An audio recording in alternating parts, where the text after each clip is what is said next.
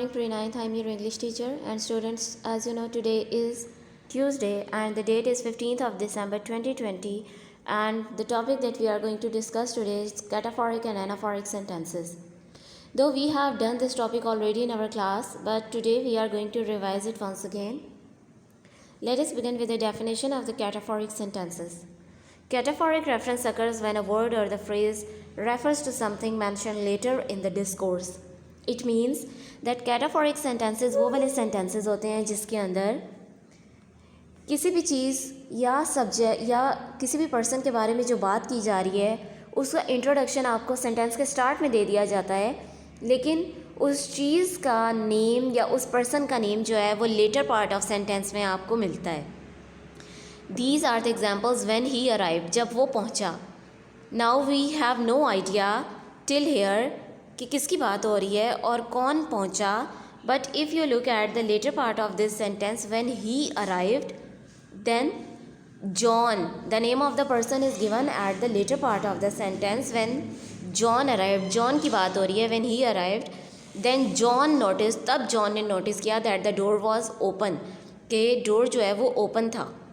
So whenever we are talking in a sentence, जिस sentence के अंदर इंट्रोडक्शन पहले दे दिया हो या उसकी एक्टिविटी पहले उसका जिक्र कर दिया हो, जैसे कि व्हेन ही अराइव्ड, जब वो पहुंचा, उसकी एक्टिविटी पहले बता दी है and till now we have no idea कि किसकी बात हो रही है, कौन पहुंचा. Then latter part of sentence we are coming to know कि जॉन की बात हो रही है. तो ऐसे सेंटेंसेस को हम कैटाफोरिक सेंटेंसेस कहते हैं. The second examples is it's true that they can be bit frightening. ये बात ठीक है कि वो खौफनाक होती हैं, उन कोई चीज़ ऐसी है जो कि खौफनाक होती है. But till here we have no idea कि किसकी बात हो रही है जो कि खौफनाक होती हैं, जिनसे डर लगता है.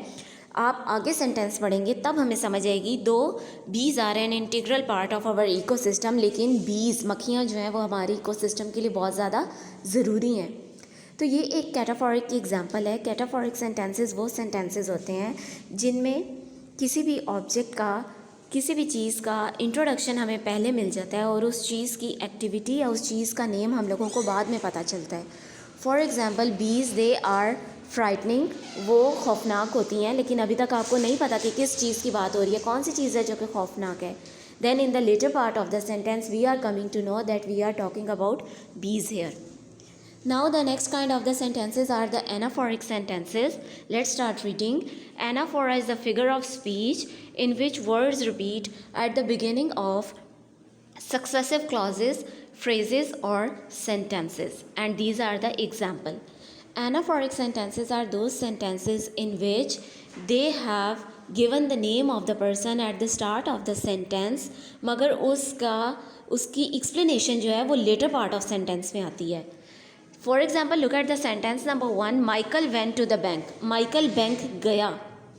अब Michael क्यों गया और वहाँ पे जाके क्या हुआ, we have no idea. लेकिन हम लोगों को इतना पता चल गया कि there is a person, his name is Michael and he went to the bank. He was annoyed, और वो बहुत ज़्यादा खफा था. He was very annoyed. और बाकी की explanation sentence के बाद later part में आई है. Similarly, there is another example. I went out with Joe. मैं जो के साथ कहीं बाहर गया. On Sunday she looked awful. जो है मैं उसके साथ बाहर गया. बाकी जो की जितनी भी एक्सप्लेनेशन है वो सेंटेंस के लेटर पार्ट में आ रही है. तो these are the examples of the anaphoric sentences. I am going to repeat it again that cataphoric sentences वो सेंटेंसेस होते हैं जिसमें हम लोगों को किसी भी चीज़ की एक्टिविटी के बारे में पहले पता चल जाता है, उसकी क्वालिटी के बारे में पहले पता चल जाता है, लेकिन वो चीज़ क्या है, वो बंदा कौन है, ये हमें सेंटेंस के आखिरी पार्ट में पता चलता है. तो ये वाले सेंटेंसेस हो गए कैटाफोरिक सेंटेंसेस. और एनाफोरिक सेंटेंसेस में हमें सेंटेंस के स्टार्ट में पता चल जाता है कि किस इंसान की, किस बंदे की बात हो रही है और उसकी एक्टिविटी, उसकी एक्सप्लेनेशन हमें सेंटेंस के आखिरी पार्ट में जाकर मिलती है. I have a homework for you. Look at these sentences. These are the certain examples. You have to read these sentences and you have to identify if these sentences are anaphoric and cataphoric. इनमें कुछ sentences anaphoric हैं और कुछ sentences cataphoric हैं. You have to write them onto your notebook and you have to identify and mention before them if they are anaphoric or if they are cataphoric. Mount Everest is the biggest peak in the world. It is very difficult to climb it. He is the tallest boy in the class. Asim, this is Asim, Asim, please do the correction here, is 9 years old. Her father, Mr. John, is a doctor. See, her father, we still have no idea कि father किस father की बात हो रही है, Mr. John. Then it comes in the later part of the sentence, बंदे का नाम बाद में आ रहा है, तो आपने आइडेंटिफाई करना है ये कैटाफोरिक है या ये एनाफोरिक है. Sarah is working in the kitchen, she is making an egg.